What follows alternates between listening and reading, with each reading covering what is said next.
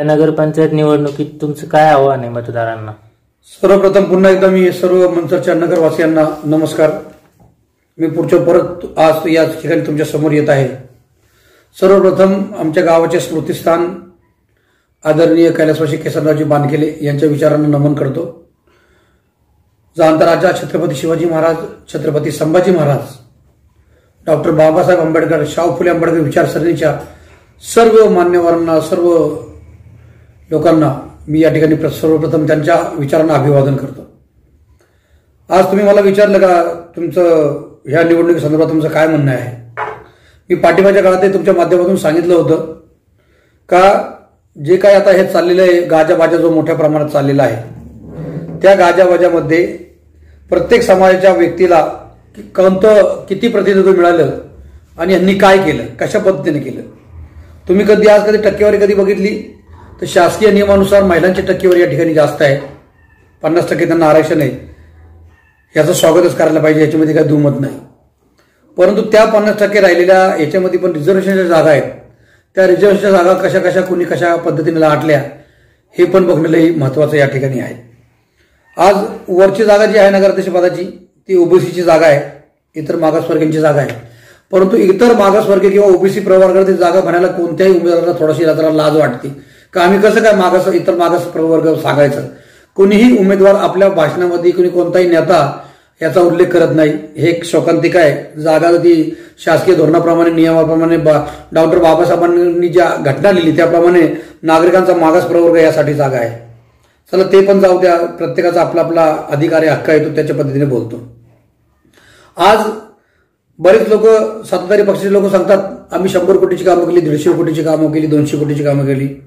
100 कोटी, 150 कोटी, 50 कोटी, 1000 कोटी हे काही छोटी रकमा नाही. परंतु त्या रकमा तुम्ही आणल्यानंतर त्याचं काय तुम्ही नियोजन केलं? नियोजन शून्य कार्यक्रम. ब्लॉक बसवणे, त्याला काय नियोजन शून्य कार्यक्रम. ब्लॉक जिथं बसवतात त्याच्या खालच्या गटारी नीट केलेल्या आहेत का? नाही. तुम्ही कॉन्क्रीट केलं, रस्ते केले, त्याच्याकडे पाणीची पाईपलाईनची व्यवस्था तुम्ही नीट केलेली आहे का? नाही. त्यानंतर त्याच्या खाली ड्रेनेजच्या लाईन तुम्ही टाकलेल्या आहेत का? नाही. ते रस्ते करत असताना, तुम्ही रस्त्याचं काम करत असताना तुम्ही जे ड्रेनेज आहे त्याच्या खाली ड्रेनेज लाईन चांगल्या टाकलेल्या आहेत का? रस्ते खोदत असताना त्याच्यावरती किती थर तुम्ही मारलेत? टेंडर करत असताना टेंडरमध्ये सगळी प्रक्रिया लिहिली असती का रस्ता खाली 2 फूट खोदायला पाहिजे, त्याच्यावरती रस्ता करायला पाहिजे. परंतु आज गावठाणामध्ये ही अवस्था झालेली आहे का जी जुनं घरी आहेत ते जुनं घर झालेत खाली आणि ड्रेनेजची लाईन झालेली आहे, रस्त्याची बाजू झालेली वरती. मग आता काय राष्ट्रवादी काँग्रेसच्या पक्षाच्या वतीने एक नवीन टेक्नॉलॉजी येणार आहे का? क्रेन लावून, जॅक लावून काय घरवरती उचलणार आहेत का?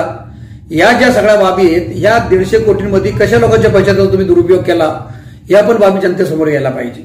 आणि दुसरी गोष्ट, मुस्लिम समाजची मतं सर्व यांना पाहिजे, उमेदवारांना पाहिजे. परंतु मुस्लिम समाजाचा प्रतिनिधी कुणाला नकोय.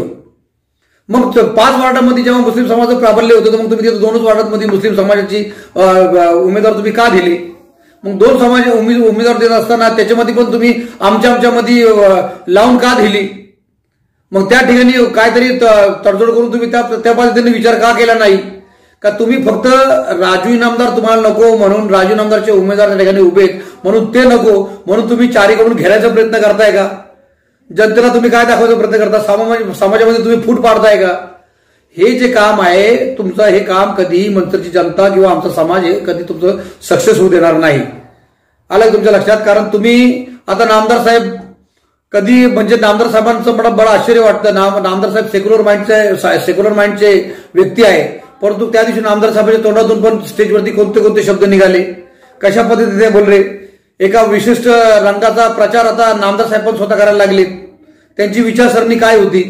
या सगळ्या बाबींचा मनसरच्या जनतेने विचार करायला पाहिजे. अल्पसंख्याक, ओबीसी, त्यानंतर दलित लोकांनी याचा विचार करायला पाहिजे. आणि जो समाज तुमच्या बरोबर नेहमी राहतो त्या समाजाला भोकाडी दाखवायचा तुम्ही प्रयत्न करू नये. मुस्लिम समाजामध्ये आले तर हिंदुत्वादी संघटनेचं नाव घ्यायचं, त्यांची भोकाडी दाखवायची. हिंदुत्वादी संघटनेमध्ये गेले का त्यांना सांगायचं अरे तो काहीतरी करल, मग त्याला कुठेतरी दाबायला पाहिजे, असा प्रकार करायचा. हे जे तुमचे खेळ आहेत ना, हे खेळ यांनी आता या पुढील काळात त्यांनी बंद करायला पाहिजे.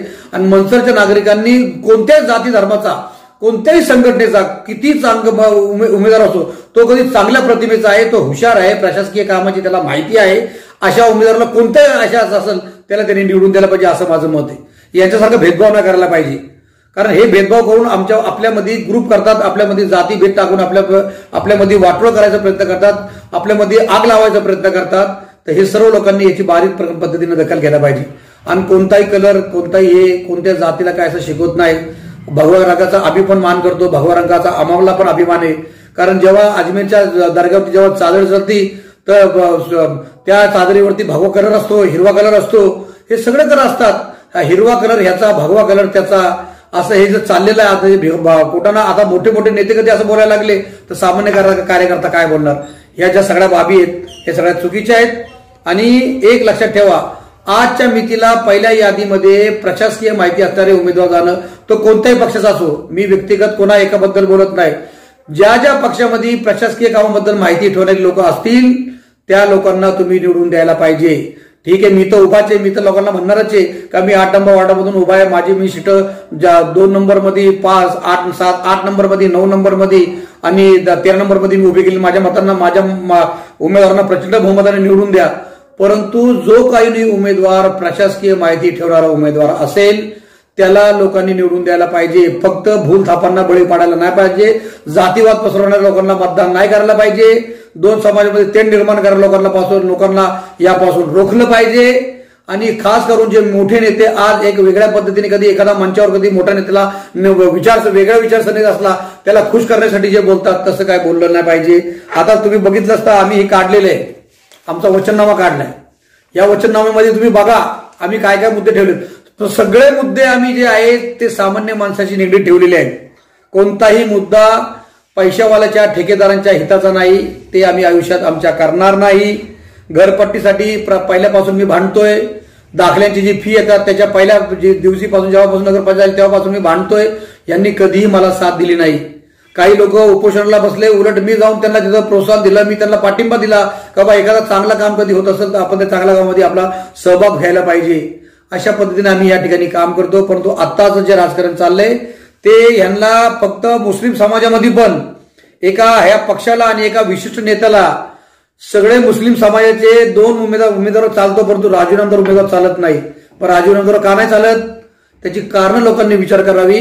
आता माझे हिंदू बांधव पण म्हणतात का हे 17 लोकांमध्ये एक तरी माणूस विरोधक पाहिजे, मजबूत पाहिजे. फक्त असं नंदी बैलांनी बैल हलवायचं आणि पक्षाचा आदेश मानायचा आणि खुर्च्या गरम करायच्या अशा उमेदवारांना निवडून देऊ नका. जो उमेदवार या मंचरच्या नागरिकांसाठी भांडल, जो उमेदवार या मंचरच्या नागरिकांचे प्रश्न म्हणजे एकदम मनापासून मांडल.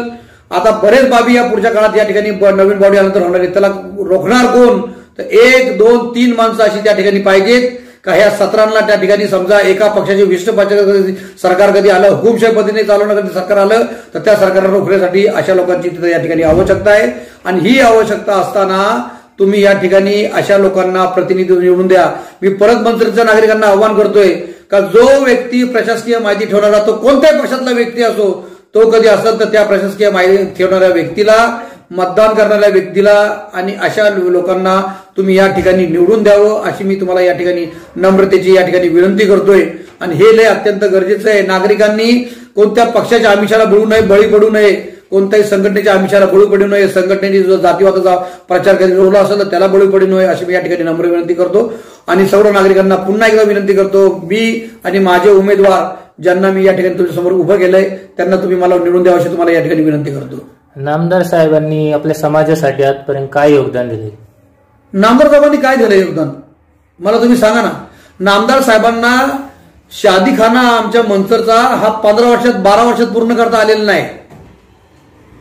मंचरचा जो शादीखाना म्हणून जो चाललेला आहे हा खेळ, यांनी 3 निवडणुका, 2 निवडणुका ग्रामपंचायत, 1 निवडणूक जिल्हा परिषदची, पाठीमागच्या काळात आतापर्यंत नगरपालिका, हे 4 निवडणुका यांनी फक्त त्या शादीखान्याच्या नावावरतीच करतात. जो उमेदवार आज त्यांनी दिलाय तो उमेदवार म्हणजे राजकीय क्षेत्रामध्ये कुठंच नाही, त्याचं समाजामध्ये कोणत्या प्रकारचं काम नाही.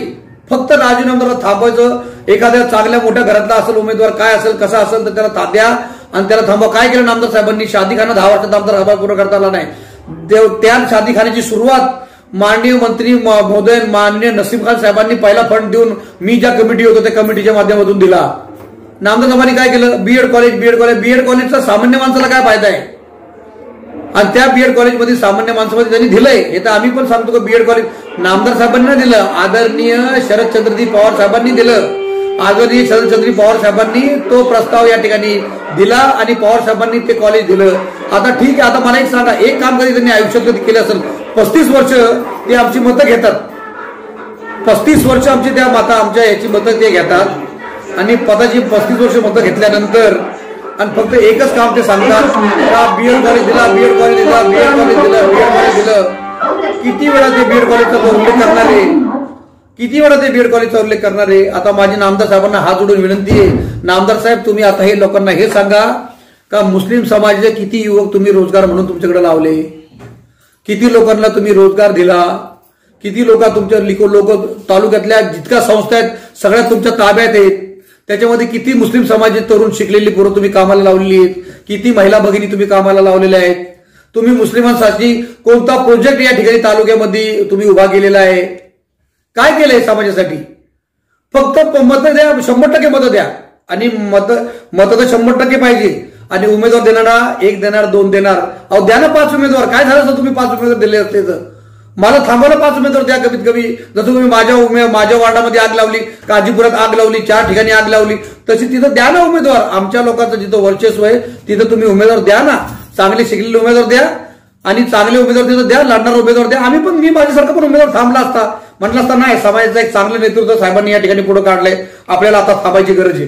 परंतु तुम्ही काय करता का तुमचा फक्त पक्षाचा अजेंडा जो माणूस व्यक्ती पुढे घेऊन जाईल आणि जो फक्त तिथे जाऊन बसल आणि जो ज्याला कोणाला जास्त विचार करता येणार नाही असे उमेदवार तुम्ही पुढे काढताय, हे काय ठीक नाहीये. आणि नामदार साहेबांनी फक्त आता काहीतरी सांगावं, त्यांनी हे जे मी बोलतोय हे त्यांच्या प्रतिनिधी तेव्हा त्यांनी मांडावं का त्यांच्या समाजात, त्यांच्या संस्थेमध्ये जितक्या संस्था आहेत त्या संस्थेचा नामोल्लेख करावा, तिथं किती कर्मचारी काम करतात आणि त्याच्यामध्ये अल्पसंख्याक समाजाचे, मुस्लिम समाजाचे किती लोकांना तिथे कामाला लावलं त्यांनी ह्याचा खुलासा द्यावा. मग लोकांना कळलं खरं काय खोटं काय. 15 आता आमच्या समाजात कुठे काय दिलेलं नाहीये, कुठंच काय. सामाजिक क्षेत्रामध्ये काम करत असताना एखादी वास्तू, एखादा प्रकल्प हा कोणत्याही मुस्लिम समाजासाठी यांनी दिलेला नाहीये. काय नामदार साहेबांनी दिले? फक्त मुसलमानांची मतं घेतली, 100% दिलेलं काय नाही. आपण या ठिकाणी आलात, मला भेटलात, माझी या ठिकाणी परत माझी तुम्ही म्हणणं ऐकून घेतलं आणि माझा आवाज तुम्ही जनतेपर्यंत पोहोचवणार आहात. तुम्ही सर्व पत्रकारांचे मी मनापासून धन्यवाद व्यक्त करतो. जय हिंद, जय महाराष्ट्र, जय भारत, जय काँग्रेस.